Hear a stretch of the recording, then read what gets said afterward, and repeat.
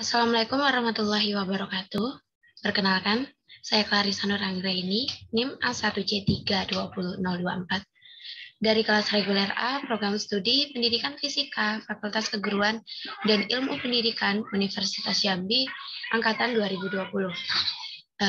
Di sini saya akan melakukan simulasi percobaan praktikum gelombang bunyi menggunakan media PET Colorado. Kemudian di dalam percobaan ini terdapat 4 tujuan. Yang pertama itu menjelaskan tentang apa itu frekuensi dan amplitudo. Kemudian yang kedua itu untuk mengetahui hubungan tekanan dengan sumber bunyi. Yang ketiga untuk mengetahui hubungan jarak dengan sumber bunyi. Yang keempat untuk mengetahui pengaruh gelombang suara dan sudut dengan frekuensi dan amplitudo tertentu. Kemudian di dalam praktikum kali ini ada 4 percobaan yang akan kita lakukan. Sebelumnya kita masuk dulu ke website PET Colorado, kemudian kita pilih simulasi dan fisika. Kita tunggu.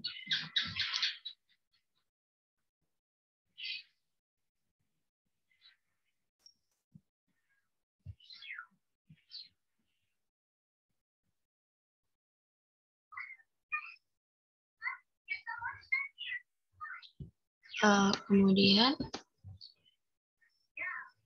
di sini muncul lamannya, lama ya.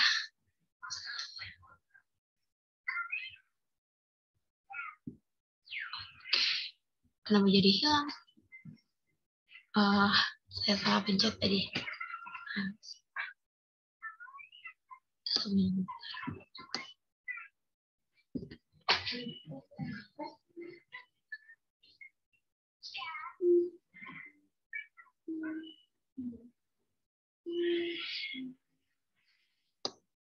Kemudian kita pilih Java ya, untuk mempermudahkan kita mencari simulasi gelombang suara atau gelombang bunyi.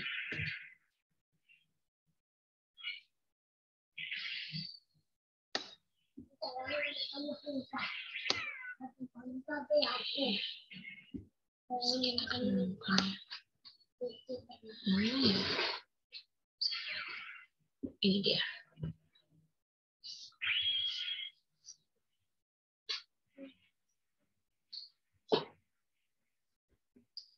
Kemudian ini kita unduh. Unduh ya.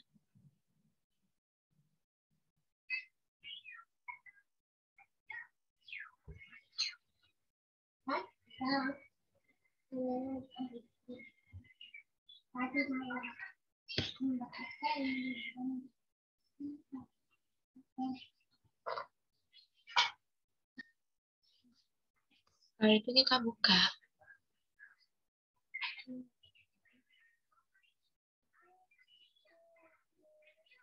Kita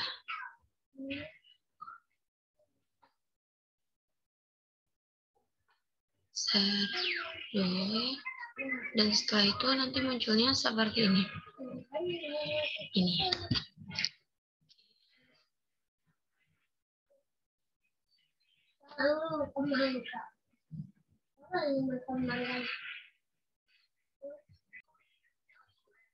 Baiklah, dalam praktikum kali ini kita akan melakukan 4 percobaan.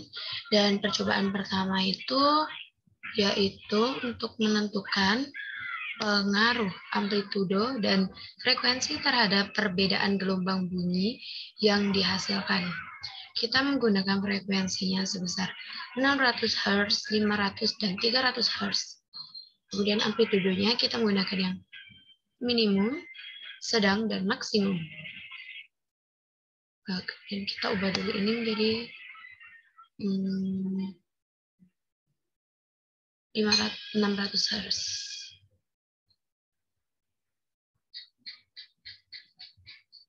Ini amplitudonya kita ubah menjadi maksimum.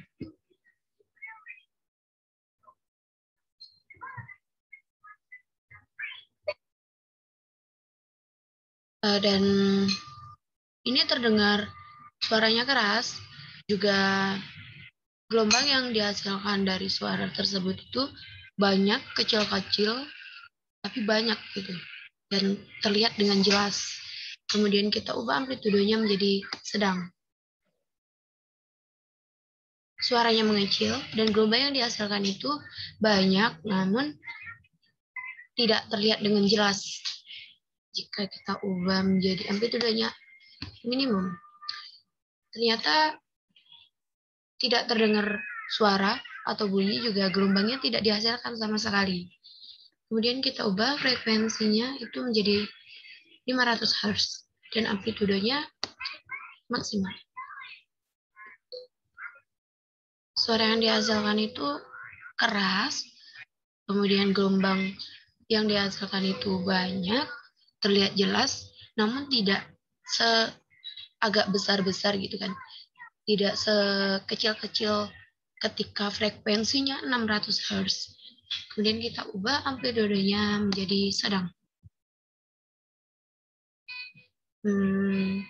Suaranya mengecil, kemudian gelombang yang dihasilkan ini tidak banyak, banyak maksud saya banyak, cuman tidak terlihat jelas, tidak sejelas ketika amplitudenya maksimal.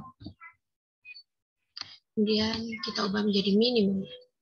Sama seperti percobaan yang pertama tadi, yang ketika 600 Hz tidak terlihat gelombang, juga tidak terdengar suara.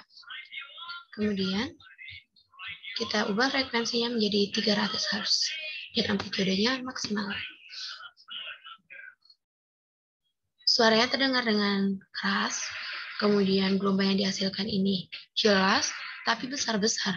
Tidak kecil-kecil seperti ketika frekuensinya 600 Hz atau 500 Hz. Kemudian kita ubah menjadi sedang. Suaranya mengecil, gelombang yang dihasilkan ini terlihat kurang jelas, kemudian amplitudenya minimal. Sama seperti percobaan ketika frekuensi 600 juga 500, pada frekuensi 300 Hz juga ketika amplitudenya minimum, tidak terdengar suara, juga tidak ada gelombang yang dihasilkan. Kemudian kita akan melakukan percobaan yang kedua, yaitu percobaan gelombang suara yang dihasilkan ketika ada dua sumber bunyi yang berdekatan. Kita menggunakan frekuensinya 1500 juga 250. Dan amplitudenya seperti yang tadi, kita menggunakan minimum, sedang, dan maksimum. Kemudian pendengarnya ini berada di kiri, di tengah, dan di kanan. Yang pertama kita yang 1000. Kita taruh di sini pendengarnya. Kemudian ininya 1000. Dan ini 500. Ini 1000, amplitudenya penuh.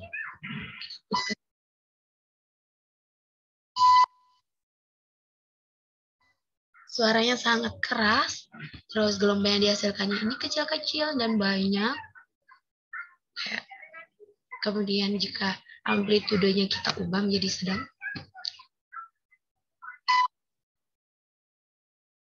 suaranya mengecil dan gelombang yang dihasilkan ini banyak juga, sama seperti tadi, namun tidak sejelas yang tadi gitu.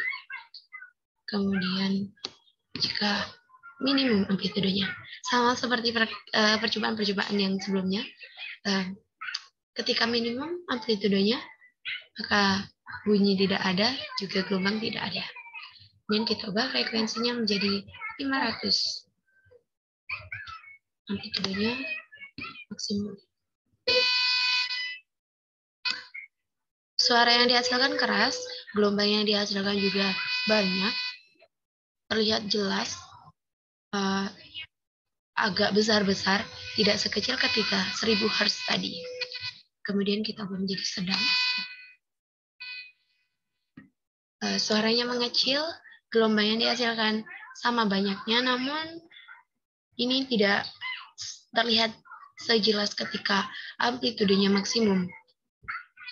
Dan jika amplitudenya minimum, sama seperti praktikum sebelumnya, tidak ada suara dan tidak ada gelombang.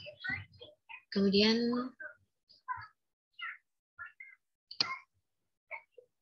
kita pindah ini 250.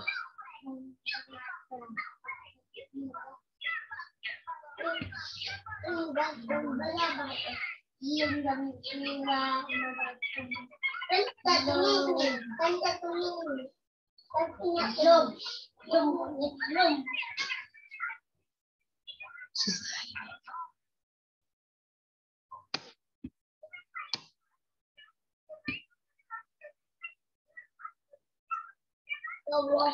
Baiklah, karena seharusnya kita menggunakan frekuensinya 250 Hz, tapi saya kesulitan untuk menempatkan di angka 250 Hz, maka saya menggunakan 251 Hz. Dan kita taruh arahnya ini di tengah. Dan amplitudenya kita ubah maksimum. Suara yang dihasilkan keras, gelombang yang dihasilkan ini besar-besar, tidak kecil-kecil. Ketika 1000 Hz dan 500 Hz tadi lebih besar lagi dari 500 Hz tadi. Kemudian jika kita ubah menjadi sedang, suaranya semakin mengecil dan gelombangnya ini semakin tidak terlihat. Dan jika kita ubah menjadi minimum, sama seperti percobaan sebelumnya, tidak ada suara dan juga tidak ada gelombang. Kemudian kita akan melakukan percobaan yang ketiga, yaitu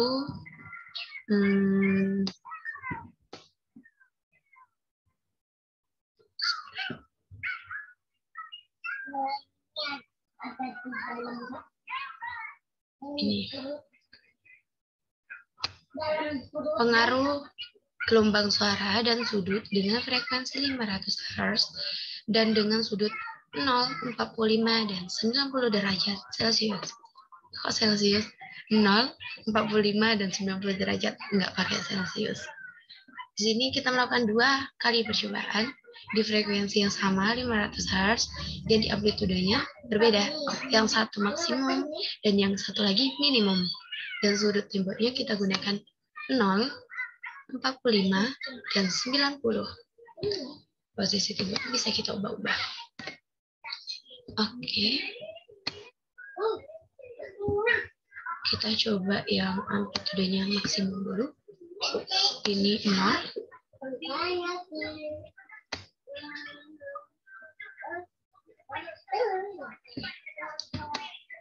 Ketika sudut temboknya itu 0 derajat dan posisi temboknya berada di sini, itu gelombang suara yang dihasilkan dari alat ini dapat menyebar ke seluruh. Jadi dapat menyebar ke sini, ke sini, ke sini.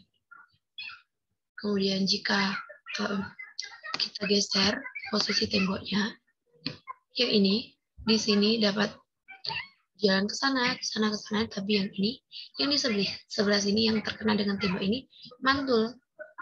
Dia tidak bisa melewati tembok. Kemudian jika sudut temboknya 45 derajat, ininya posisi temboknya kita berada di sini. Dia tidak mengenai tembok, jadi dia tetap bisa gelombangnya ini tetap bisa berjalan ke sana, ke sini, ke sini, ke sini, dan ke sini. Tapi ketika posisi temboknya kita ubah ke sini, nih, yang hanya sebagian ini, sebagian kecil ini, yang bisa berjalan terus. Tapi yang dari sepanjang sini ke sini, dia balik lagi, mantul, balik lagi ke tembok, karena dia terhalang oleh tembok. Kemudian jika sudutnya 90 derajat, nih, ketika 90 derajat,